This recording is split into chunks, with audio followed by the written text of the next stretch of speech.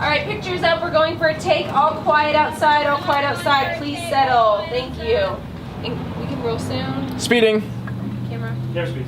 Scene 11. Echo. Take 1. Mark. My name's Sean Colby. I'm a film production major at Chapman University, and I'm studying sound design. The journey to being a sound designer was very gradual.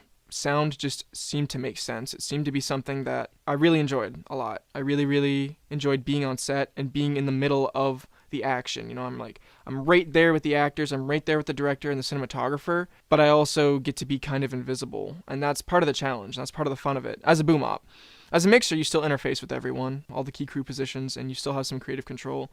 I think that every department has their own kind of subculture. Sound people tend to be a lot more tight-knit. There seems to be more of a family sort of dynamic there, a community that you belong to, because it is so niche. It's a very specific type of dynamic. Everyone's friends and everyone tries to work together, and it's really fun. Because sound is a far less competitive field, you can foster these friendships and these relationships. Hey guys, this is the microphone, right? Sound has always been kind of an elusive art to me. I've always heard people talking about, in post, being able to EQ and compress vocals to make it sound just really good. It's the microphones they use too, and I've always been very fascinated by the idea of having correct mic placement and knowing what microphones to use when. Knowing all these little tricks. I think it was more the romanticized idea of learning both production and post sound. The biggest thing that irks me on set is when a director will ask, is that good for camera? Actors, is that good for you? All right, moving on. What about good for sound?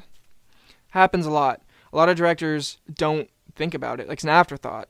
And that's really frustrating because my personal philosophy is that film is a 60-40 medium. 60 erring on the side of sound, 40 on visuals. This stuff. I want you to record the sound of me slowly dying. The tears running down your face. Can you Foley that? Can you Foley the sound of my tears? The real creativity comes in when you have a story that is able to separate the real world from headspace for your characters. Once you break down that barrier and you have something that really showcases perspective, you can start playing with stuff, and it's the most fun thing ever.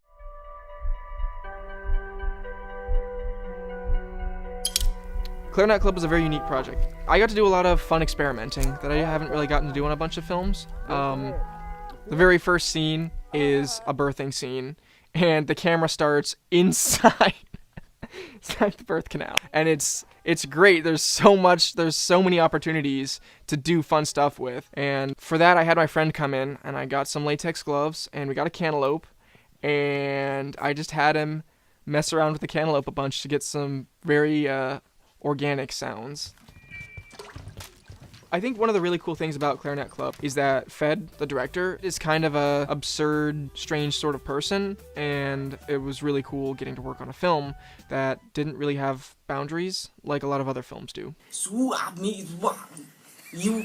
I have always been a very loud person. I like goofy stuff, I like absurdist comedy and crap like that. I've never felt any qualms about trying something new, just experimenting and just being annoying, really.